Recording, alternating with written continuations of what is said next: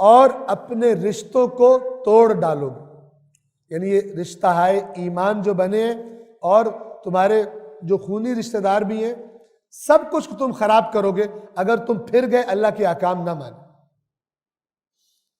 اور ایک ترجمہ یہ کیا گیا تولیتم، چونکہ تولی یہ ولایت والا لفظ بھی ہے کہ اگر تم حکمران بن جاؤ انہی صفات کے ساتھ، انہی منافقتوں کے ساتھ، تو توقع کی جا سکتی ہے کہ تم زمین میں فساد برپا کرو گے اور اپنے رشتوں کو توڑ ڈالو گے. 23 یہ وہ لوگ ہیں جن پر اللہ نے لعنت کی ہے. اب میں آپ سے کہوں گا تھک تو آپ چکے ہیں، یہ بڑے غور سے سنیے، بڑی عجیب آیات ہیں اور غور سے ہی ظاہر ہے سمجھ میں آتا ہے. یہ وہ لوگ ہیں جن پر اللہ نے لعنت کر دی ہے اور انہیں بہرا کر دیا ہے اور ان کی آنکھوں کو اندھا کر دیا. کن کو اللہ یہ کہہ رہے ہیں؟ اگلی آیت دیکھیں، مشہور آیت ہے قرآن کی، آیت نمبر 24. کیا یہ قرآن میں غور نہیں کرتے؟ اندھو قرآن میں غور کرو، بہرو قرآن میں غور کرو. یعنی اللہ نے ان پہ لعنت کر دی ہے. کیوں؟ کہ یہ قرآن کی باتوں میں غور نہیں کرتے. یہ ان منافقوں سے کہا جا رہا ہے. اب توجہ کیجئے، وہ جو منافق ہے اگر وہ بھی قرآن میں غور کرے تو اثر لے گا، حق اس پر واضح ہوگا. تو مومن پہ کیوں نہیں ہو سکتا؟ مومنوں کے لیے کیوں ڈھکوسلے گھڑ لیے گئے؟ ان آیات کو غور سے دیکھیے گا خود بھی جا کر. یہ کن کی بات ہو رہی ہے؟ جو منافق تھے. اللہ ان کی منافقت کی بیماری ختم کرنے کے لیے ان سے کہہ رہے کیا یہ لوگ قرآن میں غور نہیں کرتے؟ یعنی وہ جس کے دل میں منافقت کی مرض ہے، یعنی ایمان ہی ٹھیک نہیں ہے، وہ قرآن میں غور کرے. اللہ کو کیا جواب دیں گے قرآن سے بہانے بنا کے دور کرنے والے؟ آپ کہہ رہے ہوں گے مولانا صاحب آپ کی باتوں میں بڑی ریپیٹیشن ہے. یہ قرآن میں آیات، قرآن پر پڑھنے پر تاکید، قرآن پر غور و فکر کرنے میں تاکید، قرآن کی آیات کو نہ ماننے والوں کو دھمکیاں کتنی ریپیٹ ہوئی ہیں قرآن میں. اور ڈٹائی دیکھیے لوگوں کی، اس کے باوجود اپنے ڈھکوسلوں سے ایسی باتیں بنا لی ہیں کہ لوگ قرآن سے دور ہو گئے، امت قرآن سے دور ہو گئی ہے. اپنا معاشرہ دیکھ لیجئے، اگر میں غلط کہہ رہا ہوں تو بتائیے مجھے. کیوں بندہ قرآن سے دور ہوگا؟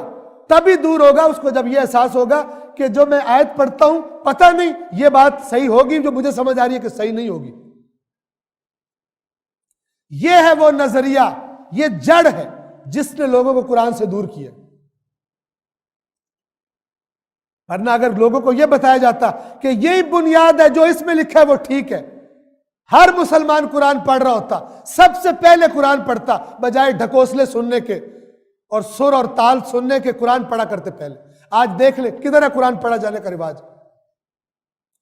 بچوں کو پڑھاتے بھی ہیں تو صرف تجوید اور مناظرہ پڑھاتے ہیں، وہ اپنی جگہ اہم ہے، لیکن وہ تو بہت بہت ابتدائی درجے کا کام ہے. تجوید مناظرہ سے ہدایت ہوتی ہے. جنہوں نے یہ نظریات دیے ہیں انہوں نے قرآن سے دور کیا ہے لوگوں کو. ظاہر ہے میں اگر میرے سامنے کچھ کھلا ہوا ہے تو میں تب مجھے پڑھنے کا شوق ہوگا، مجھے پتہ ہو مجھے اس سے مفید بات پتہ چلے گی. جب مجھے یہ کہہ دیا جائے علمی دلائل دے کر، وکیل دیکھیں عدالتوں میں جھوٹ کیسے بولتے ہیں، علمی دلائل دیتے ہیں، جج غلط فیصلہ کر دیتے، ایسے ثبوت پیش کرتے. ایسے وکیلوں سے ہوشیار. کر کیا دیے کہ لوگوں کو اعتماد نہیں ہے قرآن پر کہ پڑھیں گے سمجھ آئے گا، صحیح ہے نہیں سمجھ آئے گا. اور اس کا پھر نتیجہ کیا ہے؟ جب ہمیں سمجھ نہیں آنا تو پھر ہمیں ایک جگہ پر کسی نے قرآن کا درس شروع کیا تو ایک بڑے متدین شخص، یہ غلط تربیت اور مینٹیلٹی ہے، انہوں نے کہا چند دنوں کے بعد کہ مولانا درس قرآن سے ہمیں کیا سمجھ آئے گا، آپ ہمیں توضیح المسائل پڑھائیں. سبحان اللہ، آفرین ہے اس تربیت پر اور تربیت کرنے والوں پر جنہوں نے یہ بیڑا غرق کیا. جس کو لگ رہا ہے متدین ہے، بے دین نہیں ہے، نماز پڑھنے والا ہے 5 وقت کی، کہہ رہے قرآن سے ہمیں کیا چیز سمجھ آئے گی، آپ ہمیں توضیح المسائل بتائیں. سبحان. توضیح المسائل اپنی جگہ پہ اہم ہے، اس کی امپورٹنس کم کرنے کے لیے نہیں کہہ رہا. کچھ لوگوں کو یہ ہو جاتا ہے جو بات کہنا چاہ رہا ہو تو وہ نہیں سمجھتے، کہتے ہیں توضیح، اس کی توہین کی ہے. ادھر مثلا توحید کی بات کہتے ہیں اہل بیت کا کہہ رہا ہے ذکر نہ کرو. اب بے ایمانو، جو میں کہہ رہا ہوں وہ تو پہلے اس پہ غور کرو، بات کا کہہ رہا ہوں، ادھر بھاگتے ہو جدھر. وہ جسے کہتے ہیں میں انہوں مجھ تھلے چھڑدا ہے کٹے تھلے وڑ جاندہ، چھوڑتا ہے اس کو بھینس کے نیچے ہو، یہ ادھر دوسرے اور کہیں جا کے گھس جاتا ہے. عقل سے کام لو.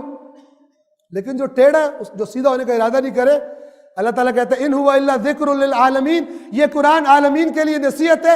لمن شاء منکم ان یستقیم, لیکن تم میں سے جو چاہے, خود چاہے اپنے آپ کو سیدھا کرنا, جس کو اور جگہ گھسنے کا شوق ہے گھسے پھر جا کر.